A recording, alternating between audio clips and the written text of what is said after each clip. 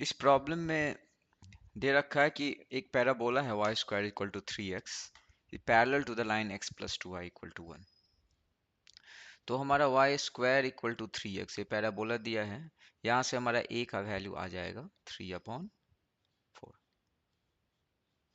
अब पैराबोला पे जो टेंजेंट होता है उसकी इक्वेशन होती है, अगर पैराबोला का ये फॉर्म है y square equal to 4ax form में है पैराबोला, तो उस पे इक्वेशन जो टेंजेंट का आता है वो ये होता है mx प्लस a/m। तो ये है हमारा टेंजेंट। बोला है कि ये टेंजेंट जो है that is parallel to this line x plus 2y equal to 1। तो अगर ये इसके पैरेलल है तो स्लोप दोनों का इक्वल होगा, मतलब इसका जो स्लोप है वही इसका होगा स्लोप। इसका स्लोप क्या होगा m इक्वल टू -1/2, ये स्लोप होगा इसका। ठीक है, वो हम निकाल सकते हैं इजीली, क्योंकि अगर हमारा line ax plus B Y equal to C के फॉर्म में है तो स्लोप -a/b होता है। अब ये जो स्लोप है इसके इक्वल होगा, तो इसका मतलब इस लाइन की इक्वेशन हो जाएगी -12x, तो -x/2 प्लस a की वैल्यू 3/4 है, 3/4 डिवाइडेड बाय -12, तो ये हो जाएगा 2/-1। तो यहाँ से इक्वेशन हमारी निकल के आ गई y इक्वल टू -x/2। ठीक है, ये 2 2 2 कैंसिल हो गया, 3 2 2 4 -3/2। ये हमारी टेंजेंट की इक्वेशन है। If the tangent at a parabola P on the parabola this is parallel to the line this and the tangents at the point Q and R on the ellipse। So पहले parabola का देखते हैं। तो इस parabola पे ये tangent है और ये जिस पॉइंट पे टेंजेंट होगा, सपोज कि ये पैराबोला है और ये हमारा टेंजेंट का इक्वेशन है, जैसे कि ये सपोज कि इस पॉइंट पे टेंजेंट, इस पॉइंट को P बोला गया है यहाँ पे। तो इस P को हम निकाल सकते हैं, इसका भी फॉर्मूला होता है a/m² टाइम्स, या तो इससे कर सकते हैं या इस इक्वेशन को पैराबोला की इक्वेशन के साथ साइमल्टेनियसली सॉल्व करेंगे, फिर भी ये पॉइंट मिल जाएगा हमें। तो यहाँ पे इजी रहेगा कि हम डायरेक्ट इसमें प्लग कर दें, क्योंकि हमें पता है ये। तो ऐसा करते हैं, इस पॉइंट को हम डायरेक्टली निकालते हैं। क्या point P is equal to a/m²। a हमारा था 3/4, m हमारा था -½ तो -½ का स्क्वायर, -½ का स्क्वायर हो जाएगा, और ये 2a/m तो 2 इंटू 3/4 अपॉन -½ इसको सॉल्व करेंगे तो ये 2 2 जा 4, ये कैंसिल होकर 3 बन जाएगा, और यहाँ पे 2 2 जा 4, 3/2, और ये 2 ऊपर जाएगा, 2 से कैंसिल होकर -3 बन जाएगा। तो ये पॉइंट हमारा आ गया, ये P पॉइंट। तो अभी याद रखते हैं कि इस कैलकुलेशन में हमारा P पॉइंट निकल चुका है 3, -3।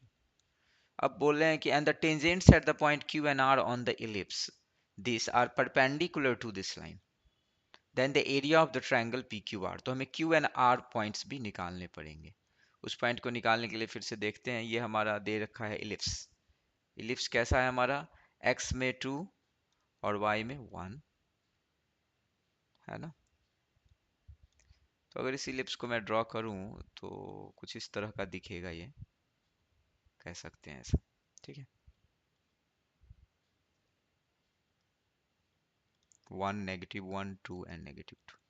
अब ये जो लाइन है, दिस लाइन इज परपेंडिकुलर, ठीक है, perpendicular to the tangents drawn on the ellipse. अगर इस लाइन को ड्रॉ करते हैं, इस लाइन का जो स्लोप होगा m इज इक्वल टू 1 होगा, और ये इसका y x इंटरसेप्ट क्या होगा, x इक्वल टू 0 पे y इक्वल टू -2 होगा, एंड y इक्वल टू 0 पे x इक्वल टू 2 होगा। तो मतलब ये 0, -2 एंड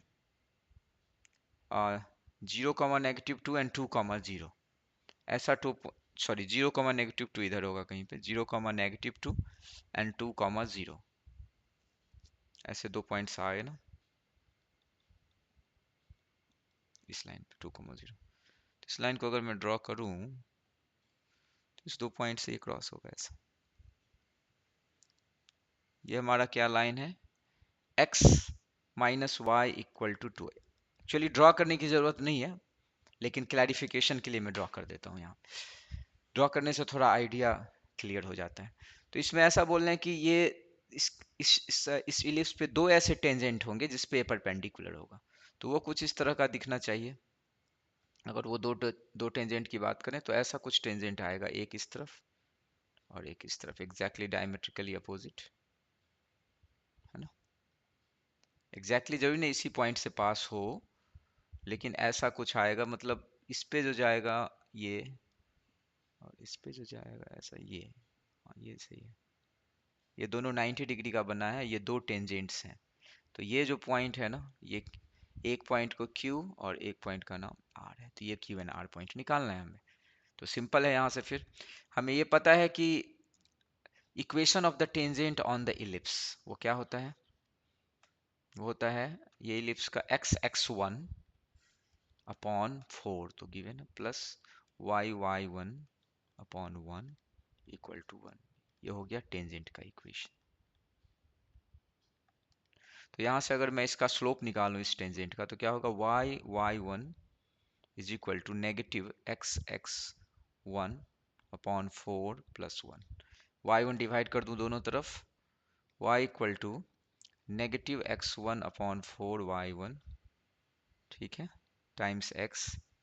तो ये स्लोप है, और एक्चुअली ये जो है परपेंडिकुलर है इस पे, तो क्या होता है m1 times m2 equal to -1। इसका स्लोप क्या है इस लाइन का, इसको अगर मैं m2 बोलूँ तो इसका स्लोप है 1, है ना, वो निकाल सकते हैं यहाँ से। और इसका जो स्लोप है वो हमें दे रखा है यहाँ पे m1 हमारा है -x1 upon 4y1, -x1 upon 4y1 times 1 equal to -1, negative negative cancel, x1 equal to 4y1, ये हमारा आ गया एक, ये याद रखना है। अब यहाँ से हम x1 और y1 की वैल्यू निकाल सकते हैं इजीली, वापस से इसमें प्लग करके, क्योंकि x1 y1 जो है वो इलिप्स पे है वो पॉइंट। तो चलो अगर मैं x1 की वैल्यू यहाँ पे डाल दूँ 4y1, इसमें x² प्लस y² है ना, ऐसा है, इज इक्वल टू 1। तो x1 की जगह यहाँ पे ये हो जाएगा x1² upon 4 plus y1² upon 1 equal to 1। और x1 को 4y1 डाल दूँ तो क्या हो गया 16y1² upon 4 plus y1² equal to 1। और यहाँ से हमारा आ जाएगा 4y1² plus y1² equal to 5 y1² equal to 1। तो हमारा वैल्यू निकल के आ गया y1 is equal to plus minus 1/√5। ठीक है, अब y1 की वैल्यू जब प्लस डालेंगे 1/√5 तो x1 आ जाएगा 4 टाइम्स दैट, सो 4/√5, और जब माइनस डालेंगे तो माइनस आएगा, तो ये आएगा प्लस माइनस। इसका मतलब एक पॉइंट इस फर्स्ट क्वाड्रेंट में है जो कि है 4√5 1√5, एक थर्ड क्वाड्रेंट में है जो कि है -4√5 और -1/√5। ये आ गया हमारा p, और p हमारा था QNR आ गया, एंड 3 -3 वो हमारा था पॉइंट P, जो कि कहीं पे इस तरफ होगा सपोज ऐसा। तो जो भी हो PQNR 3 पॉइंट्स हमारे निकल चुके हैं। मैं लिख देता हूँ यहाँ पे Q is equal to 4/√5 1/√5 and R is equal to 4/√5 minus minus 1/√5। अब एरिया ऑफ द ट्रायंगल निकालना है, तो उसके लिए हम डायरेक्टली फॉर्मूला यूज कर सकते हैं। तो अभी area of the triangle PQR जब निकालने जाएंगे हम, तो डायरेक्टली एक फॉर्मूला होता है एरिया का, एरिया होता है हाफ टाइम्स, इस पॉइंट को प्लग कर सकते हैं 3 -3 1 4/√5 1/√5 एंड 1 -4/√5 -1/√5 एंड 1। अब ये डिटर्मिनेंट निकालना है, जो कि बिल्कुल इजी है निकालना, हमें पता है वो कैसे निकालते हैं डिटर्मिनेंट, तो वो भी कर ही लेते हैं। तो यहाँ से आएगा हाफ, इसको एक बड़े ब्रैकेट में रखते हैं, 3 टाइम्स 1/√5, ठीक है, -1/√5 1 1, देन माइनस ऑफ -3, ठीक है, 4/√5 एंड -4/√5 1 1 ये आएगा, एंड प्लस 1 इंटू हमारा आएगा 4/√5 -4/√5 1/√5 -1/√5 ये आएगा।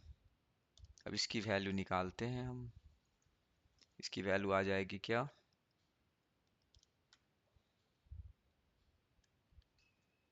Half 3 times this is 1/√5 plus 1/√5 is 2/√5 minus minus plus 3 4/√5 plus 4/√5 is 8/√5 plus 1 4/√5 into -1/√5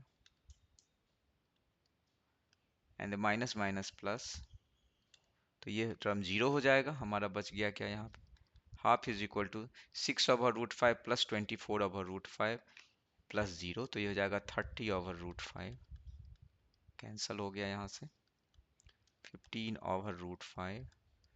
इसको अगर रैशनलाइज किया जाए तो ये हो जाएगा 15√5/5 जो कि कैंसल होके हो जाएगा 3/√5 यूनिट स्क्वायर। ये हमारा ट्रायंगल का एरिया आ गया। This is the answer. Okay.